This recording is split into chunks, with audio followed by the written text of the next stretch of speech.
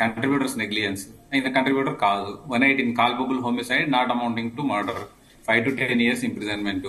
అది మర్డర్ కాదు, అయిపోయింది. There ends the matter. Actual గా ఎవరికి చెడ్డ ఉద్దేశాలు ఉండవు. విజిట్ చేయడంలో కూడా అల్లు అర్జున్ కు చెడ్డ ఉద్దేశం ఉండకపోయి ఉండొచ్చు, కానీ he must cooperate with the investigation authority. Sofa చేయలేదు కాబట్టి వాళ్ళు ఆయన టచ్ చేసిండ్రు. ఇందులో సినిమాలో ప్రమోషన్ లో భాగంగా దాన్ని వాడుకుంటున్నారు. 100% ఆస్కార్ అవార్డ్ నామినేషన్ ప్యానెల్లో ఉంటే నేను అల్లు అర్జున్ గారిని ఆస్కార్ అవార్డు ప్రమోట్ చేసేవాడిని, ఖచ్చితంగా నామినేట్ చేసేవాడిని.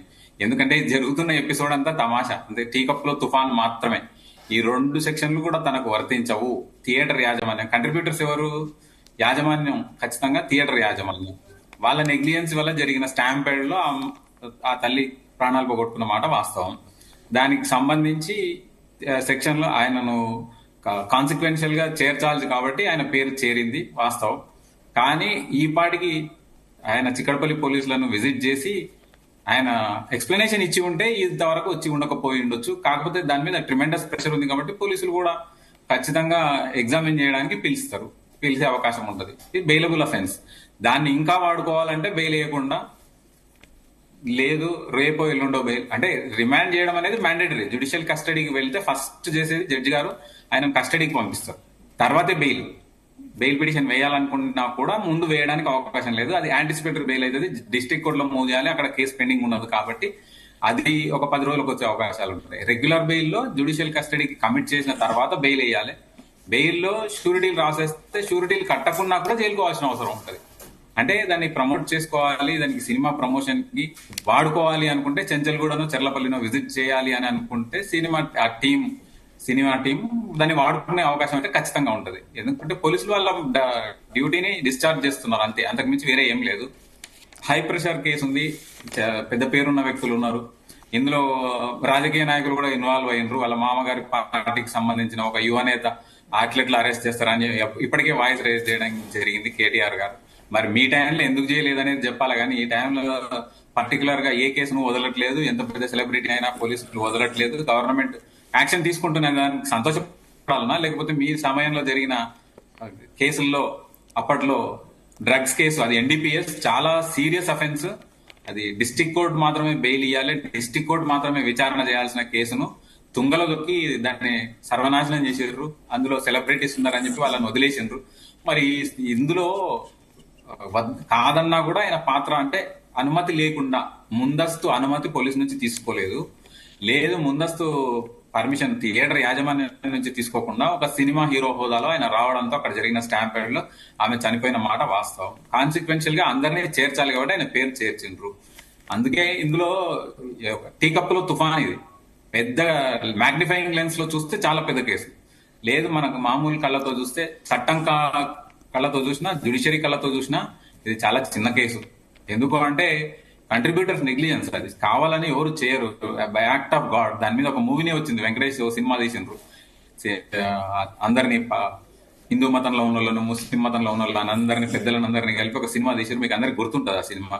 అట్లే ఇది కూడా గోవిందా గోవిందనో ఏదో మూవీ ఉంటుంది, అందులో ఈ విధమైన చర్యలు ఉంటాయి. ఇందులో ఎట్లాంటి తప్పు లేదు కాబట్టి, అంటే ఇంటెన్షనల్ గా ఇది మర్డర్ కాదు, కాల్పబుల్ హోమిసైడ్ కాదు, ఇది నెగ్లిజిబుల్ అంటే కంట్రిబ్యూటర్స్ నెగ్లిజెన్స్ కాదు. ఎందుకంటే తాను కంట్రిబ్యూటర్ కాదు, సినిమా యాజమాన్యానికి థియేటర్ యాజమాన్యానికి నాకు సంబంధం లేదు కాబట్టి అది అప్లికబుల్ కాదు. రిమాండ్ చేస్తే కూడా, జ్యుడిషియల్ కస్టడీకి పంపిస్తే కూడా జడ్జి గారికి డిస్క్రిప్షన్, ఆయన బెయిల్ ఇవ్వాల్సిన సందర్భం. బెయిల్ ఇచ్చినా కూడా షూరిటీలు ఒకవేళ పెట్టకుంటే కూడా జ్యుడిషియల్ కస్టడీకి వెళ్లాల్సి వస్తుంది అంతే తప్ప ఇందులో ఏం కొత్తదనం అయితే లేదు.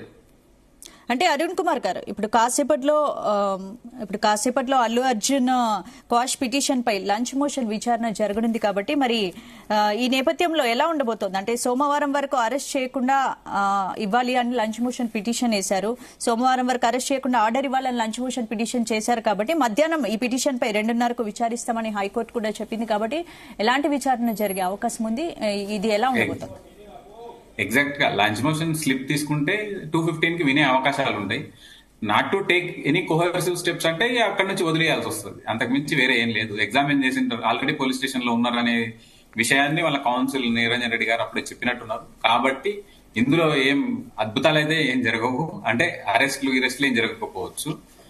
అంటే దాన్ని మరోవైపు కూడా not to talk take- okay మరోవైపు కూడా not టాక్ to take- వినిపిస్తోంది 4 సెక్షన్ల కింద ఇప్పటికే అల్లు అర్జున్ పై కేసులు నమోదు చేశారు. 108, 118 సమ్ సెక్షన్ల కింద కేసులు నమోదయ్యాయి కాబట్టి మరి ఏంటి 5 నుంచి 10 ఏళ్ల వరకు కూడా నాన్ బెయిలబుల్ సెక్షన్ల కింద కేసులు నమోదయ్యాయి కాబట్టి 5 ఏళ్ల అవి నుంచి అల్లు 10 ఏళ్ల అర్జున్ జైలు మీద- శిక్ష పడే అవకాశం ఉందని కూడా వినిపిస్తోంది కదా. అవి అల్లు అర్జున్ మీద నమోదైన సెక్షన్లు కాదండి, మొత్తం కేసులో నమోదైన సెక్షన్లు. Okay culpable homicide, not amounting to murder, contributor negligence. అందులో ఏ సెక్షన్ ఈయనకు అప్లికబుల్ అవుతుంది అనేది చూసుకోవాలన్నమాట. ఓకే దాన్ని అది ఛార్జ్ షీట్ లో వస్తుంది. ఆ మొత్తం కూడా ఆ నేరేషన్ అంతా కూడా ఛార్జ్ షీట్ లో వస్తుంది. ఛార్జ్ షీట్ లో ఆయన ఒమిట్ చేసే అవకాశాలు కూడా ఉంటాయి, డిలీట్ చేసి ఆయన పేరు డిలీట్ చేసే అవకాశాలు కూడా ఖచ్చితంగా ఉంటాయి. ఎందుకంటే ఆయన పాత్ర స్వయంగా ఎక్కడ డైరెక్ట్ గా ఆయన పాత్ర లేదు కాబట్టి there is every possibility for deletion of his name while filing the charge sheet. మీకు ఒక కేసు ఉమ్మడి ఆంధ్రప్రదేశ్ లో కేసు గుర్తుంటది. 2003 అంటే 1999 ఎన్నికల్లో కొల్లాపూర్ నియోజకవర్గం నుంచి ఎన్నికైన జూపల్లి కృష్ణారావు గారు అక్కడ ఎలక్ట్రిసిటీ ఉద్యోగస్తుల మీద దాడి చేసిండ్రు, వాళ్ళ విధి నిర్వహణకు అడ్డం పడుతున్నారని వీపనగండ్ల పోలీస్ స్టేషన్ లో 353 కింద ఐపీసీ కింద కేసు నమోదైంది. అందులో భాగంగా నాగర్ కర్నూల్ మొబైల్ కోర్ట్ లో అప్పటి కాంగ్రెస్ ఏపీసీసీ ప్రెసిడెంట్ వెంకట్రావు, అదే విధంగా లగడపాటి రాజగోపాల్ తో పాటు వాకింగ్ లో ఆయన కోర్టుకు సరెండర్ కావడం జరిగింది. కోర్టు జ్యుడిషియల్ కస్టడీకి పంపించడం జరిగింది. అందులో బెయిల్ పిటిషన్ వేసిన వ్యక్తి నేనే, ఆయనకు బెయిల్ తీసుకున్నది కూడా నేనే. ఆయన అడిగినప్పుడు దీన్ని ఏ విధంగా మనకు రాజకీయంగా ఉపయోగించుకోవచ్చు అంటే బెయిల్ తీసుకొని రిలీజ్ ఆర్డర్ మీకే ఇస్తాం, మీరు ఎప్పుడైనా దాన్ని వాడుకోవచ్చు అని అదే సందర్భంలో 2 షూరిటీలను పెట్టి ఆయనకు రిలీజ్ ఆర్డర్ కూడా ఇవ్వడం జరిగింది. దాన్ని ఆయన 10 రోజుల తర్వాత జైలు అధికారులకు సమర్పించి 10 రోజుల తర్వాత బయటికి రావడం జరిగింది. అంతవరకు ఆయన దాన్ని వాడుకోవడానికి జరిగింది. అసెంబ్లీలో కూడా దాని మీద గొడవ జరిగింది. ఆయన ఒక శాసనసభ్యుని ఏ విధంగా పంపిస్తారని ఈ రోజు అదే కేటీఆర్ గారు కూడా అడుగుతున్నారు. వాళ్ళ పార్టీ వాళ్ళ శేఖర్ రెడ్డి గారు అల్లు అర్జున్ మామ తరఫున అల్లు అర్జున్ ఎట్లా టచ్ చేస్తారు అంటే, నేను ఇంతకు ముందే చెప్పిన డ్రగ్స్ కేసులో తారలందరినీ వదిలిపెట్టేసిండ్రు, అది కదా తప్పు. అరెస్ట్ చేయడం, క్వశ్చన్ చేయడం తప్ప, పోలీస్ విధి నిర్వహణలో భాగంగా వాళ్ళు చేస్తున్నారు అంతే తప్ప దాన్ని రాజకీయం చేయాలనుకోవడం కేటీఆర్ మనస్తత్వానికి నిదర్శనం. రైట్. అంటే మరి అరుణ్ కుమార్ గారు, ఇప్పుడు మరోవైపు ఈ కేసు ఎలా ముందుకెళ్లబోతోంది, విచారణ ఏ విధంగా సాగే అవకాశం ఉందంట? Nothing is there. యాక్చువల్గా ఆయన ఇన్వాల్వ్మెంట్ లేదు కాబట్టి, ఆయనను విచారించాలి కాబట్టి, అందులో ఆయన పేరు వచ్చింది కాబట్టి ఆయనను ఎగ్జామిన్ చేస్తున్నారు, ఆయనకు నోటీసులు ఇవ్వడం. ఆయన రానందుకు ఆయన ఇంటికి టచ్ చేసినారు అంతే తప్ప ఈ రోజు ఆయనను ఎగ్జామిన్ చేసే అవకాశాలు ఉన్నాయి. ఒకవేళ ఇన్ ద మెయిన్ టైం 215 కి హైకోర్టు గానే ఏదైనా ఎంట్రీ ఆర్డర్ ఇస్తే not to take coercive steps, తర్వాత వింటాం, అర్జెంట్ ఏం లేదు కదా అని చెప్పేసి దాన్ని వాయిదా కూడా వేసే అవకాశాలు ఉంటాయి. ఒకవేళ not to take any coercive steps అంటే ఆటోమేటిక్ గా కేసు ఆగిపోతుంది. కాబట్టి పోలీసులకు కూడా కాళ్ళకు బంధమైంది, అరెస్ట్ చేయడానికి అవకాశం లేదు, ముందుకు వెళ్ళడానికి కూడా అవకాశం లేదు. ఆయన ఎక్స్ప్లెనేషన్ రాసుకుని ఆయనను పంపించేసేస్తారు, సాయంత్రానికి ఆయన బయటికి వెళ్ళిపోవచ్చు. అంటే సడన్ గా అరెస్ట్ చేయడాన్ని ఎలా చూడొచ్చు? అల్లు అర్జున్ కి కనీసం ముందస్తు సమాచారం ఇవ్వకుండా, కనీసం డ్రెస్ చేంజ్ చేసుకుంటా అంటే ఒక టైం కూడా ఇవ్వకుండా, ఇమీడియట్లీ తన తండ్రి అల్లు అరవింద్ ను కూడా రానివ్వకుండా ఇమీడియట్లీ అరెస్ట్ చేసి తీసుకెళ్ళడాన్ని ఎలా చూడొచ్చు అంటారు విచారణ నిమిత్తం? Nothing prevents the police. Police is empowered to take action. 10 రోజుల నుంచి అల్లు అర్జున్ ఏం చేస్తున్నారు, కేసు రిజిస్టర్ అయ్యి 10 రోజులు అయింది. 10 రోజుల నుంచి ఆయన వెళ్లి ఎక్స్ప్లెనేషన్ ఇచ్చి ఉంటే ఈ పరిస్థితి రాకుండా ఉండేది. So assuming for a while పోలీసులు ఒకటే వైపు వెళ్తున్నారు అని అనుకుంటే అది నిజమే అయినా కూడా 10 రోజుల పాటు సదర్ హీరో గారు ఏం చేస్తున్నారు, ఎఫ్ఐఆర్ అయ్యింది, ఆయనకు తెలుసు చిక్కడపల్లి పోలీస్ స్టేషన్ లో కేసు పెండింగ్ ఉందని. మరి ఆల్ ఆఫ్ సడన్ గా వాళ్ళు వచ్చిండ్రు అనడం తప్పు అవుతుంది. 10 రోజుల పాటు పోలీసులు మీనమేషాలు లెక్కించారు అని చెప్పేసి వేరే పార్టీ వాళ్ళు అనే అవకాశాలు ఉంటాయి. కాబట్టి దీని ప్రతి సమస్యకు 2 కోణాలు ఉంటాయి, కొన్ని వందల కోణాలు కూడా ఉండే అవకాశాలు ఉంటాయి. కాబట్టి ప్రతిదీ రాజకీయ కోణంలో, ప్రతిదీ వ్యాపారాత్మక ధోరణిలో చూడకుండా కరెక్ట్ పోలీస్ చేసింది కరెక్ట్. కాబట్టి there is every possibility, there is every right to police to examine him and ask him to come to police station.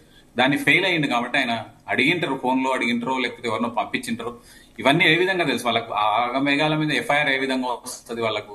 హైకోర్టులో మెన్షన్ చేసినప్పుడు, హైకోర్టులో లంచ్ మోషన్ మూవ్ చేసినప్పుడు నిన్ననే చేసిండ్రు అని అంటున్నారు కదా. నిన్న చేసిండ్రంటే వాళ్ళకి తెలిసి కదా, తెలిసినప్పుడు మరి నిన్నెందుకు పోలీస్ స్టేషన్కి వెళ్ళలేదు?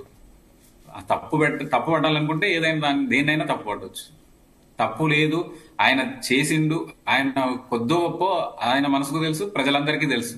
ఆయన ముందస్తు ఇన్ఫర్మేషన్ లేకుండా అక్కడికి వెళ్ళడం ద్వారా జరిగిన స్టాంపేడ్ లో భాగమే.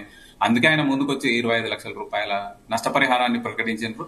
ఏదైనా సరే compensation cannot compensate the deficit of the deceased person. చనిపోయిన వ్యక్తిని కంపెన్సేషన్ ఏ విధంగా కూడా కంపెన్సేట్ చేయదన్న మాట మేము కోర్టుల్లో ప్రతి సందర్భంలో కూడా వాడతాం. అది ఆ 25 లక్షలు అనేది ఆ తల్లి చనిపోవడాన్ని ఏ విధంగా కూడా కంపెన్సేట్ చేయదు, సరితూగదు amount.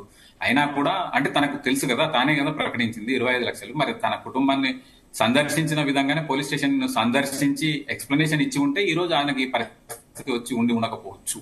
Right, thank you Arun Kumar.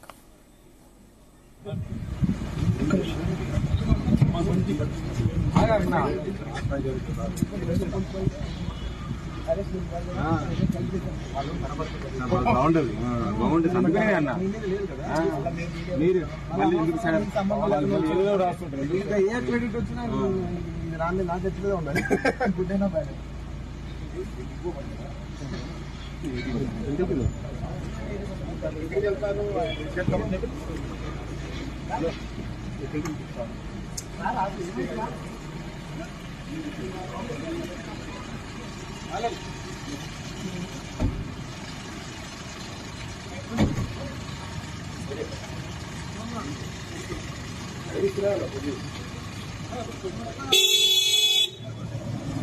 కూడా